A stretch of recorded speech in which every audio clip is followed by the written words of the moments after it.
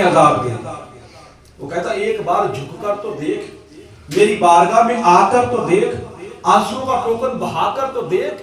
میرے محبوب نے ارشاد فرمایا جس طرح دھویا ہوا دودھ, جب بالٹی میں دودھ دھوتے ہیں تو جب بالٹی میں دودھ آ جائے تو واپس تھنوں میں نہیں جا سکتا, ممکن ہی نہیں.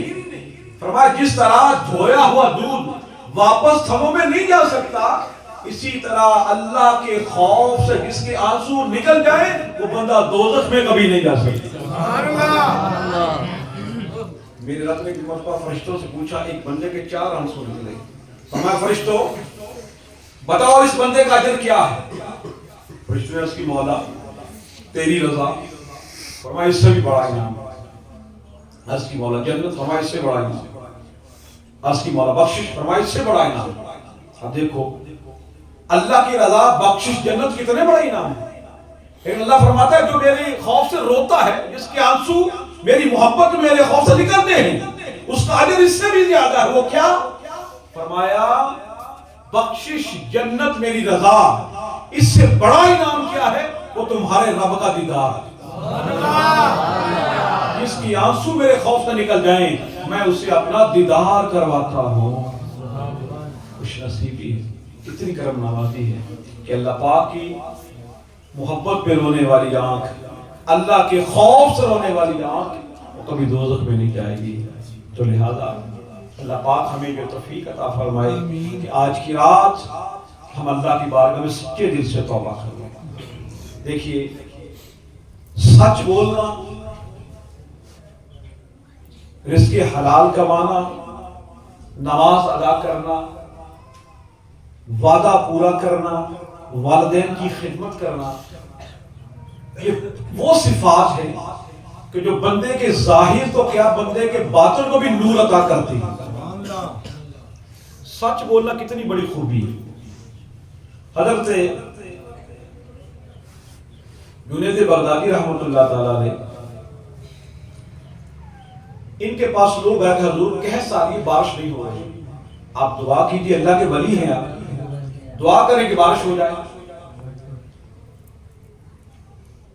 آپ نے فرمایا وہ سامنے جو کریانے کی دکان والا بندہ ہے اس کے پاس جاؤ, اس سے دعا کرو. دیکھو اتنا بڑا ولی خود دعا نہیں کر رہا, کریانے والے کے پاس بھیجا, جاؤ اس سے دعا کرو. اب وہ لوگ سارے اس کریانے والے کے پاس گئے, کہا جی آپ دعا کریں بارش ہو جائے. تو انہوں نے ہاتھ اٹھائے, فوراً بارش ہو گئی.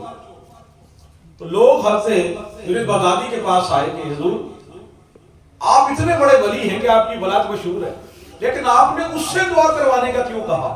اور دعا قبول بھی ہوئی, بارش ہو گئی. فرمایا کہ 35 سال ہو گئے میں نے اس کو دیکھ رہا ہوں, وہ ہمیشہ سچ بولتا ہے, پورا تولتا ہے. یہ چیزیں دیکھیے بڑی کاؤنٹ ہوتی ہیں اللہ کی بارگاہ میں, کہ اپنی شخصیت کو ستھرا کرنا چاہیے, باوقار شخصیت ہونی چاہیے, سچ بولے, دوسروں کے لیے آسانیاں پیدا کرے, تاکہ کوئی ہمیں آتا دیکھے تو خوش ہو جائے, یار یہ بندہ بڑا اچھا ہے, اس سے مجھے نا امیدی نہیں ہوگی بلکہ حوصلہ ملے گا. یہ بندہ صلہ رحمی کرنے والا ہے, اس کا اخلاق اچھا ہے, اس کا کردار ستھرا ہے. تو ہمارے یہ نوجوان, یہ چھوٹے بچے جو قرآن بھی حفظ کرتے ہیں, تو اب دیکھیے جو حدیث پاک ہے نا, معروف یہ لوگ سمجھتے ہیں کہ جو حافظ قرآن ہوگا تو وہ اتنی پشتوں کو جنت میں لے جائے گا.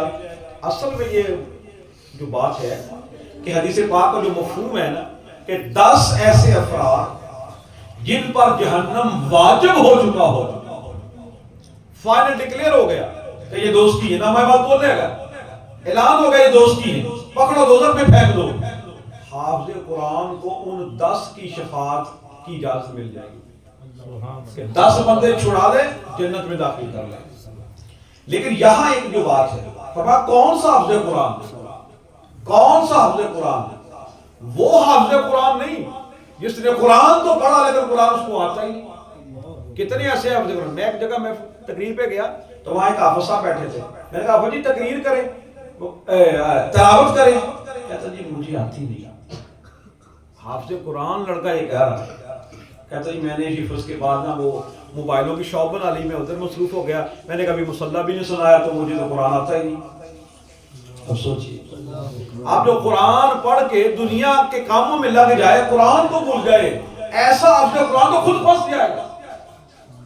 وہ حافظ قرآن جس نے قرآن کو پڑھا، اس کے حلال کو حلال جانا، اس کے حرام کو حرام جانا، یعنی اس پر عمل کیا، ایسا حافظ قرآن 10 لوگوں کو جنت میں ساتھ لے جا سکتا ہے۔ اچھا یہاں کتنے لکھو بدبخت لوگ ہیں، یہ مودودی وغیرہ، یہ انہوں نے قرآن کی تفسیر لکھی تفہیم القرآن مودودی نے، اس میں لکھتا ہے کہ نبی پاک اپنی مرضی سے کس کو جنت نہیں لے جا سکتے، معاذ اللہ۔ کہتا ہے اللہ اجازت جس کو دے گا حضور اس کو لے کے جائیں گے، اپنی مرضی سے نہیں لے کر جائیں گے۔ ارے نادان اس حدیث پر غور تو تھا، سرکار نے فرمایا حافظ قرآن کو 10 کی اجازت مل جائے گی۔ یہ میدان معاشر میں جتنے پھڑے ہوئے ہیں نا، پکڑے ہوئے ہیں مجرم، 10 جون سے زیادہ جنت میں لے جائے۔ تو جس مصطفیٰ کا امتی مصطفیٰ پہ نازل ہونے والے قرآن کو اگر سینے میں محفوظ کر دے، جس کو وہ چاہے جنت میں لے جا سکتا ہے، یہ حافظ قرآن کی شان ہے، تو صاحب قرآن کا مقام کیا ہوگا؟